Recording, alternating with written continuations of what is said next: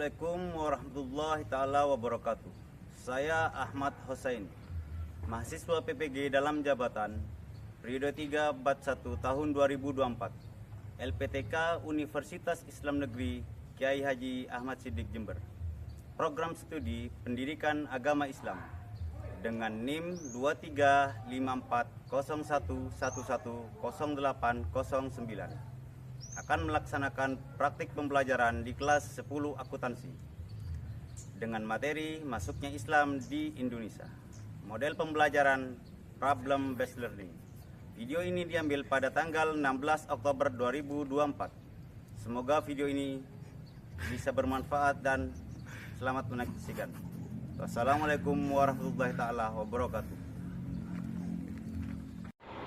Assalamualaikum warahmatullahi taala wabarakatuh. Waalaikumsalam warahmatullahi wabarakatuh. Baik, sebelum pelajaran kita dimulai, sebaiknya kita awali dengan doa. Kelas semoga bisa dimulai. Sebelum mulai pelajaran, marilah kita berdoa bersama. Doa lagi mulai.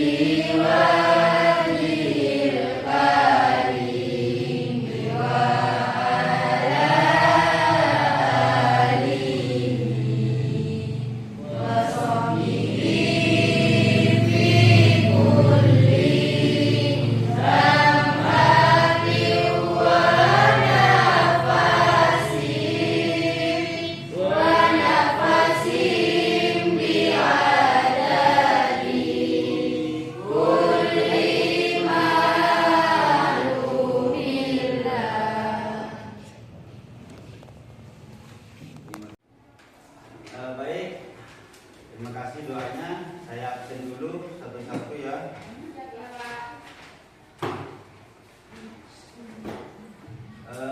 Anissa Malki, Ada Pak. Cinta Agustin, Ada Pak. Tina Dwi Safitri, Gisela Indeska, Intan Agustin, Izza Niswati, Ada Pak. Hairul Nisa, Ada. Melinda, Muhammad Levi. Ada. Masuk, ada suratnya ini. Ada. Ada, berarti Alfa ya. Ya.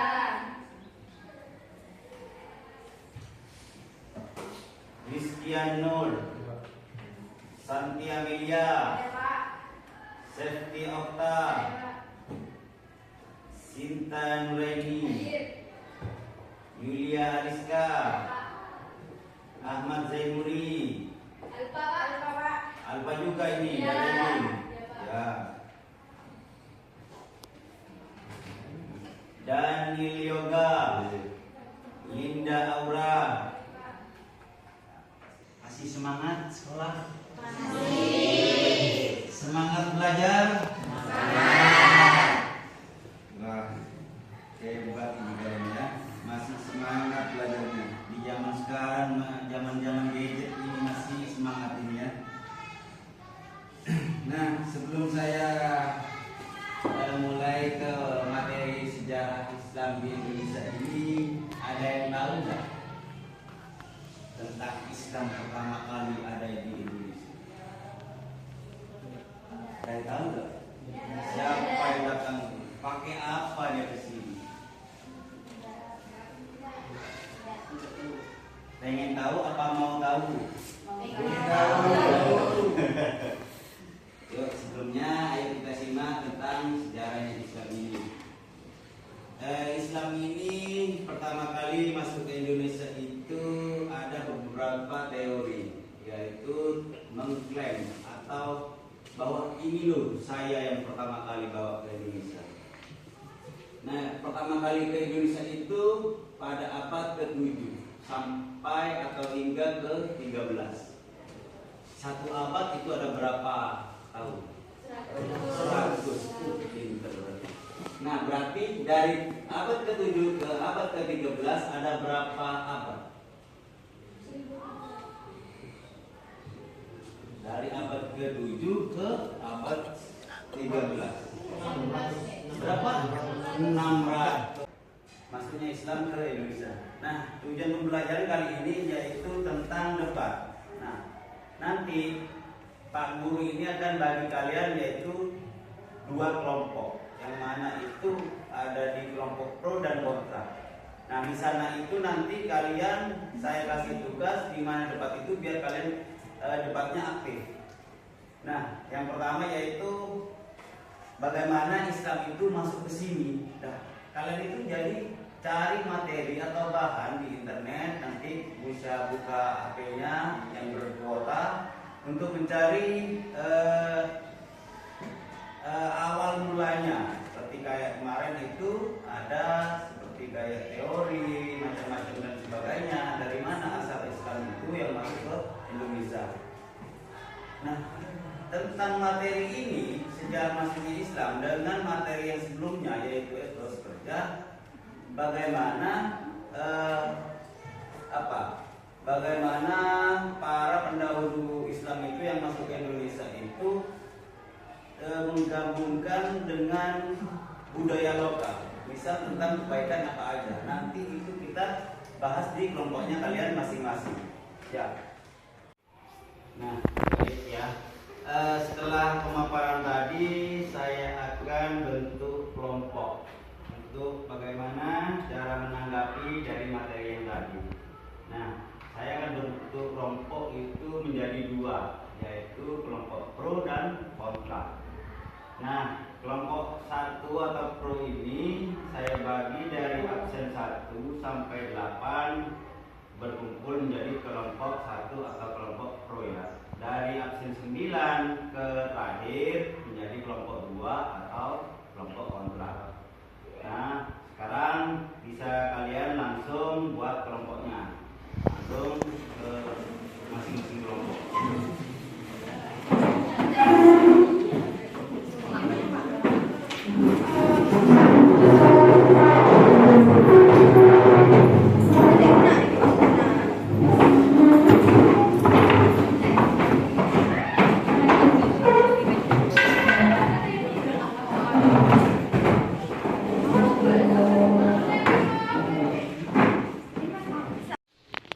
Nah, kalau sudah terbentuk, nanti kalian itu setiap kelompok bikin 1 orang jadi pemimpin untuk buat yel-yel. Nah, nanti setelah buat yel-yel, kalian harus disemarakan di setiap kelompoknya. Nah, sekarang tunjuk ketuanya atau siapa yang mau jadi dirjennya di grup tersebut. Monggo silakan. Linda. Ini Pak. Ini Pak. Ya, monggo. Ayo ketua siapkan yel-yelnya. Saya kasih waktu 2 menit cukup. Cukup ya, 2 menit buat yel-yel.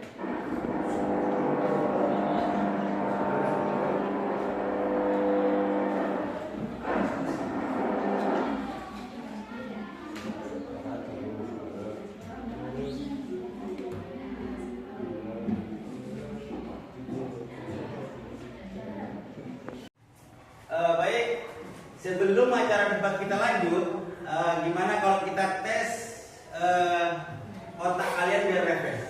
Saya punya pertanyaan yaitu tentang apa ya? fokus terhadap kalian. Apa yang saya tampilkan fokus. Jawab paling lama 3 detik.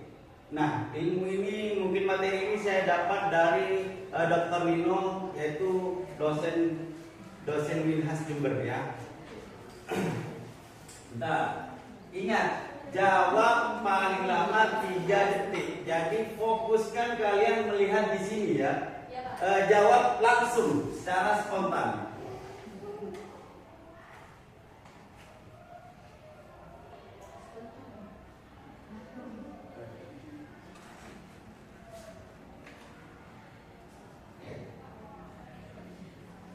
Permainan ini menunjukkan yaitu konsentrasi warna. Sudah siap? Siap. Kalau begitu saya jawab secara spontan. Ya, Pak. Kertas HVS warnanya apa? Kuning. Awan warnanya apa? Kuning. Isi warnanya apa? Kuning. Sapi minumnya apa? Minumnya apa? Baik, berarti masih belum ada yang konsen. Saya dengar barusan ada yang minum susu katanya. Ya, konsentrasi. Rambut warnanya? Alis warnanya? Mata warnanya? Kelelawar tidurnya? Konsentrasi.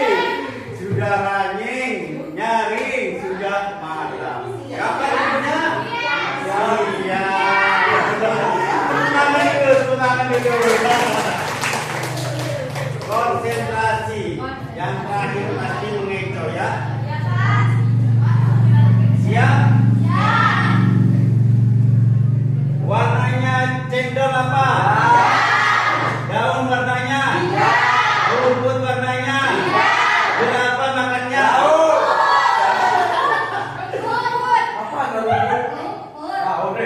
Ayo apa? Apa makannya? Ayo apa? Ayo apa makannya? Apa ini? Jerapah. Jerapah itu lehernya panjang. Kalau makan rumput bukit balik. Jadi makannya daun.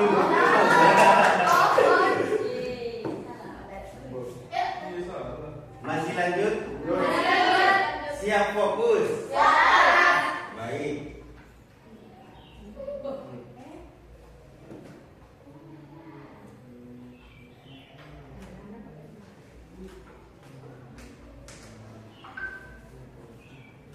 Ada yang ikut lomba karung.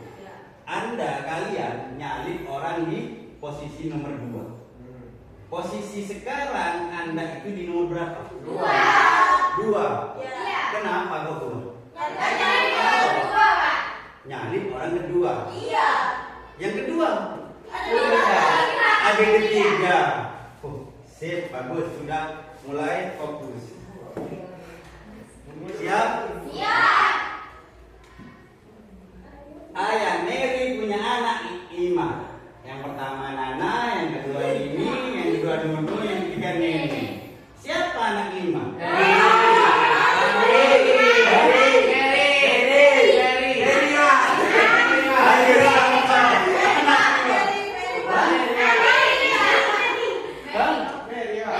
Mary.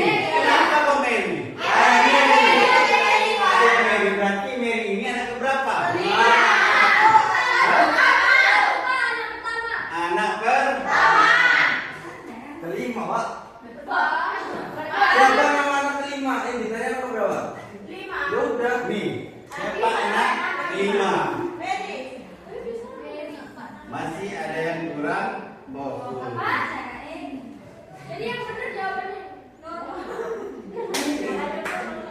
Jadi kalau punya anak 1, siapa namanya? Kalau orang sudah berkeluarga, pasti bapaknya si anak itu.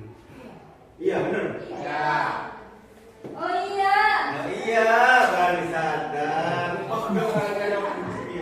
Lanjut. Fokus. Siap. Nih, fokus. toko dan membeli sikat gigi. Ingat, seorang bisu membeli sikat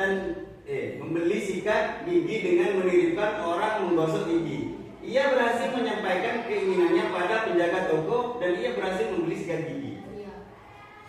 Berikutnya, seorang buta masuk ke toko dan ingin membeli kacamata hitam. Bagaimana ia menunjukkan keinginannya? Ya saya mau beli kacamata. Ya ngomong Pak. Kan nggak bisa. Karena bisu berarti tinggal mendengarkan. Oh, berarti sudah Fokus. lanjut. Nih, ada 5 anak dalam satu rumah. Ingat, cuma mereka yang ada di rumah. Berarti ibunya dan bapaknya masih keluar. Berarti kan dalam satu rumah ada 5 orang di sini. Si A lagi nyetrika, si B lagi mandi, si C lagi main catur, si D lagi dandan. Nah, si E ini lagi ngapain? Main catur Pak. Hah? Main catur. Kenapa kok main Soalnya catur? nggak bisa main catur sendiri Pak. Oh, sudah bisa ternyata. Yang lain ngapain ini? Ya.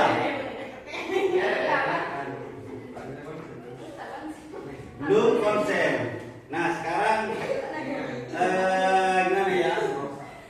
Sekarang saya ke jangan sampai abaikan orang ketiga. Ya. Paham? Oh, sudah tahu ya. Kalau sudah tahu kita lanjut. Baik, untuk kelompok 1 dan 2 atau kelompok pro dan kontra ini kalian buat argumen ya. Setiap kelompok buat argumen. Nanti argumen itu saling memberi tanggapan terhadap argumen itu. Jadi kalau kelompok 1 atau kelompok pro ini buat argumen, maka kelompok 2 ini wajib menanggapi apa tentang argumennya. Argumen kelas kelompok 1. Sini paham? Monggo silakan. Ayo kelompok yang tadi kelompok 1 siap kaliannya? Siap. Ayo kelompok sini dulu.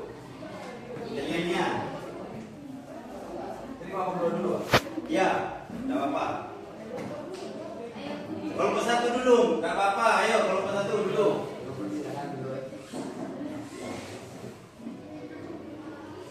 Gujarat, Kita hebat. perdagang datang bawa manfaat. Islam masuk tak tersendat. Melalui perdagangan tak bisa disangkal. Teori Gujarat pasti menang total. Gujarat, Pasti juara. Ya, coba kelompok 2. Kaliannya.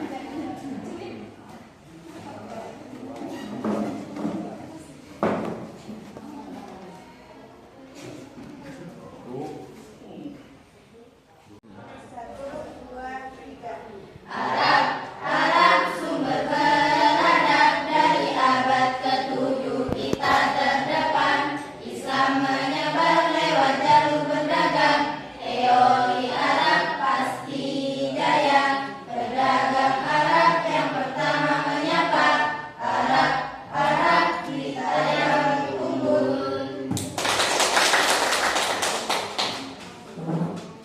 Sumber sejarah. Berdasarkan bukti sejarah, Islam masuk ke Nusantara melalui jalur perdagangan yang dilakukan oleh pedagang dari Gujarat, India. Bukti-bukti menunjukkan bahwa para pedagang Gujarat telah lama menjalin hubungan dagang dengan Nusantara pada abad ke-13 hingga 15. Bukti arkeologis. Sejumlah makam raja-raja Islam di Sumatera menunjukkan pengaruh Gujarat, terutama dari segi seni dan bentuk nisan yang mirip dengan yang ada di India. Pengaruh budaya, tradisi dan budaya Islam yang berkembang di Nusantara. Gak bisa gitu dong. Pokoknya teori Arab mah lebih dulu. Aku mah punya bukti nih. Menurut catatan sejarah Cina, telah ada komunitas Muslim Arab di pesisir Sumatera pada abad ke-7. Ini menunjukkan bahwa Islam masuk ke Nusantara jauh sebelum abad ke-13 yang diduga oleh teori Gujarat. Di sini saya akan menanggapi dari kelompok 1. Kehadiran lebih awal dari Arab menurut catatan sejarah komunitas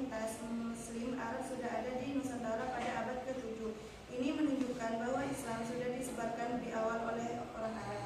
Meskipun Gujarat juga berperan di kemudian hari, peran Arab dalam penyebaran nilai Islam selain melalui perdagangan ajaran Islam dari Timur Tengah dibawa oleh para ulama dan mubalik yang datang langsung dari Arab, sehingga memberikan fondasi teologis yang kuat, pengaruh bahasa dan agama.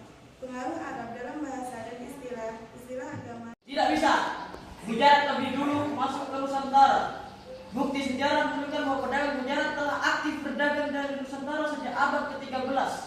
Samudra Pasai sebagai kerajinan Islam pertama di Nusantara memiliki hubungan erat dengan Gujarat, dan banyak raja-raja bahkan menikah dengan keturunan dari Gujarat.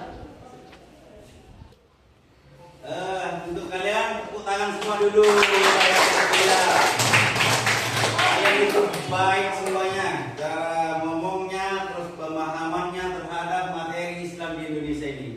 Nah, gini, teori Gujarat maupun teori Arab itu sama-sama punya peran penting terhadap Indonesia untuk mengislamkan Indonesia. Ya, jadi sama-sama punya peran penting. Di sana ada tadi kerajaan Pasai, di sana juga menurut teori perdagangan, ada mengklaim bahwa di sini juga punya peninggalan di Indonesia. Di Arab juga, teori Arab juga punya peninggalan di Indonesia seperti tradisi. Jadi intinya itu sama-sama dari abad ke-7 sampai abad ke-13 itu sama-sama punya peran penting untuk Islam di Indonesia. Jadi intinya tidak ada yang lebih dulu, dan siapa yang lebih dulu intinya sama-sama mengklaim namanya teori itu menurut saya, menurut. Jadi kalau sudah teori itu menyangkut dengan kata menurut. Ya. Dari materi debat barusan, siapa yang bisa menyimpulkan barusan? Ya, monggo. Kesimpulan yang saya dapat dari pembelajaran hari ini yaitu penyebaran Islam di Indonesia melalui perdagangan dan penyebaran yang mana penyebaran itu dilakukan oleh ulama-ulama dan perdagangan dilakukan oleh pedagang dari Gujarat dan Arab. Tepuk tangan dulu. Nah, dari materi yang tadi saya jelaskan, di sini menyimpulkan sejarah Islam di Indonesia menunjukkan proses yang panjang dan kompleks yang diwarnai dengan akulturasi dan toleransi. Islam telah menjadi bagian integral dari budaya dan identitas bangsa Indonesia, membentuk karakter yang unik dan moderat. Nah, kesimpulan dari materi yang tadi, ini kesimpulannya. Untuk pembelajaran hari ini, gimana menurut kalian? Apa tanggapan kalian terhadap pembelajaran hari ini? Gimana, Pak? Bisa, Pak? Kenapa hari ini? Gimana pembelajarannya? Menyenangkan atau apa? Siapa yang? Ya, monggo. Menurut saya pembelajaran kali ini cukup menyenangkan karena saya dapat ikut berdebat secara langsung. Close dulu. Nah, kalau pembelajaran hari ini bisa menyenangkan dan bisa mengutarakan debat terhadap teman-teman kalian, maka pembelajaran yang akan datang kita pakai pembelajaran Quran dan hadis. Itu maka sebelum pelajaran kita tutup, sebaiknya ada satu titipan sih buat kalian.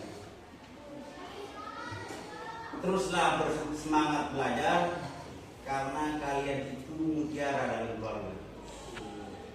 Karena yang bisa merubah keluarga seperti anak tukang narik, tukang kebun, kalian yang bisa merubah.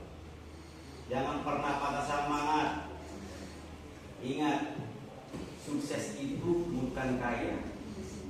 Ya, sukses itu banyak ilmu, banyak saudara.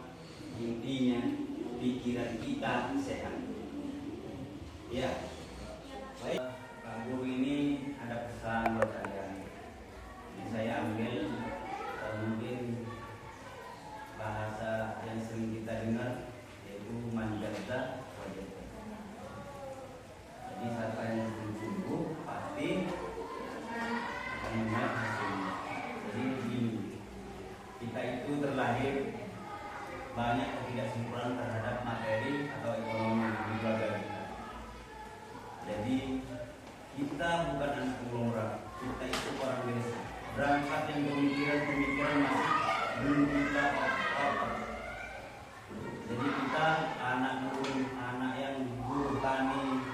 Jadi bahasa-bahasa yang dari dulu itu, anak perempuan sekolah tinggi, setinggi-tingginya, akhirnya tetap di dapur. Jadi bahasa itu kita hilangkan. Jadi kita harus merubah ekonomi keluarga kita. Masa kita yang anaknya yang tukang arif, kita minta warisan arifnya bagi arif melanjutkan, kan tidak mungkin. Paling tidak kita membuat perusahaan arif, kan kayak gitu. Jadi kenapa saya ngambil tadi manjata wajada, ayo kita buang rasa yang tidak kita sama kayak saya dari dulu itu tidak ada dalam kamus cita-cita saya. Tapi akhirnya saya punya beban besar, yaitu menjadi seorang pendidik. Sama. Jadi inti dari cita-cita. Makanya cita-cita apa yang tinggi, jatuhnya itu tidak langsung ke bawah. Paling tidak ada yang disini. Terus. Jadi cita-cita kan paling tinggi. Paling tidak saya harus jadi orang paling tidak nomor 1 di kabupaten, nomor 1 di provinsi. Jadi paling tidak saya harus punya channel jadi dewan. Paling tidak saya tidak harus pakai sendal terus. Paling tidak saya harus bersepatu nanti kalau berkeluarga. Ingat, cita-cita saya itu dulu tidak berkeinginan pakai sabun ikat pinggang bersepatu. Tapi orang tua tidak menghendaki, tetap kamu suatu saat nanti pasti orang yang berpakaian rapi, pakai ikat pinggang dan bersepatu. Itu dua orang. Makanya manjaga wajah itu barang siapa yang sungguh-sungguh maka kalian akan menuai. Tidak ada istilah nanam padi tumbuh jagung.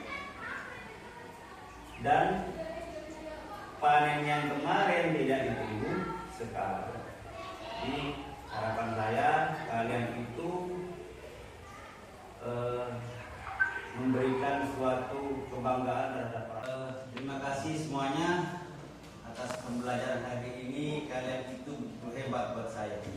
Ya.